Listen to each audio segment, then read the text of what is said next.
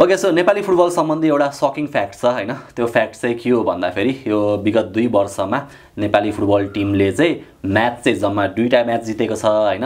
तर head coach चाहिँ फेरि 4वटा परिवर्तन गरिसकेको छ।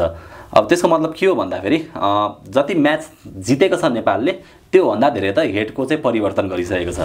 सो 2023 मा नेपालको हेड कोच थिए विन्सेन्जो अल्बर्टो अनिस, अनि त्यसपछि इन्टरिम कोच बनेका थिए नवीन न्यौपाने, त्यसपछि म्याट रोस नेपाली फुटबल टिमको कोच भएको थिए भने अहिले टोटल फुटबल खेलाउने हडी खड्काजी हुनुहुन्छ नेपाली फुटबलको कोच। सो उहाँबारे म एकैछिनमा कुरा गर्नेछु।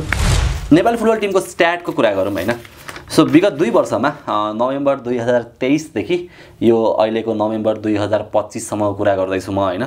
सो नेपाली फुटबल टिमले 17वटा म्याच खेलेको छ, जसमा 2 म्याच जितेको छ, 5 म्याच ड्र भएको छ भने 10वटा म्याचमा हार बेहोरेको छ। अब गोल भने 9 गोल हानेको छ, तर गोल खाएको भने 33 गोल खाएको छ। अब त्यो हिसाबले हाम्रो गोल डिफरेन्स चाहिँ -24 को रहेको छ क्या। सो हामी प्रायः जस्तो लो ब्लकमै खेलिरहेको हुन्छौँ हैन, बट स्टिल सायद टोटल फुटबल हैन।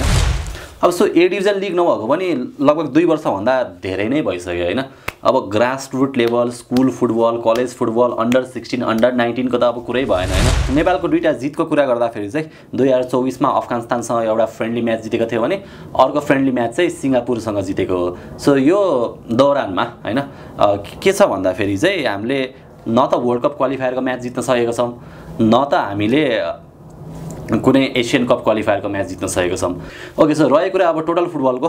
टोटल फुटबल चाहिँ मलाई अहिले नै सम्भव छ जस्तो चाहिँ लाग्दैन हैन, किनभने हामीले हेर्दाखेरि चाहिँ 10वटा पास पनि कन्जिक्युटिभ हिसाबमा गेम मिलिरहेको छैन हैन। सो कन्जिक्युटिभ 10 पास पनि भइरहेको छैन खेलाडीहरू बीच।